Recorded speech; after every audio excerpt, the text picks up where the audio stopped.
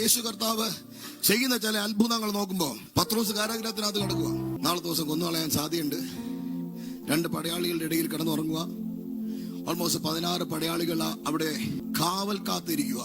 ഇവർക്ക് ഉറക്കമല്ല, ഈ മനുഷ്യൻ കിടന്ന് ഉറങ്ങുക സുഖമായിട്ട്. പത്രോസെ, എങ്ങനെ നിനക്ക് ഉറങ്ങാൻ പറ്റും? പത്രോസ് എങ്ങനെ ഉറങ്ങാൻ പറ്റും ചോദിച്ചപ്പോ പത്രോസ് പറഞ്ഞു, പടകിന്ന് പഠിച്ചതാണ്. പടകിനകത്ത് തലനെ കൊണ്ട് കയറിയ നാഥന എന്റെ ലീഡർന്ന്. നിന്ന് തൊഴുന്നവൻ ചോദിക്കാൻ, ഗുരു, ഞങ്ങൾ നശിക്കുന്നതിൽ നിങ്ങൾക്ക് വിചാരമില്ല. ഞാൻ പറയും, പത്രോസിന് എന്നെ വെളിപ്പാട് നോക്കിയ കർത്താവെ, ഞങ്ങൾ തുഴഞ്ഞിട്ട് രക്ഷപ്പെടാൻ പറ്റുന്നില്ല, നീ ഉറങ്ങി ജയിക്കുകയെന്നു. കർത്താവ് പറഞ്ഞു, ഞാൻ ഒരു സ്ട്രാറ്റജി നിനക്ക് പറഞ്ഞുതരാൻ പോവാ. Learn to be silent when the devil is violent. പിശാച് വയലന്റ് ആകുമ്പോ നീ സൈലന്റ് ആകുക. സൈലന്റ് ആകുക. പിശാച് വയലന്റ് ആകുമ്പോ നീ കൂടെ വയലന്റ് ആകരുത്. മണ്ടതനുവാ, സൈലന്റ് ആകുക. മിണ്ടാതിരുന്ന് ഞാൻ ദൈവമെന്ന് അറിഞ്ഞുകൊള്ളുക. മിണ്ടാതിരുന്ന്.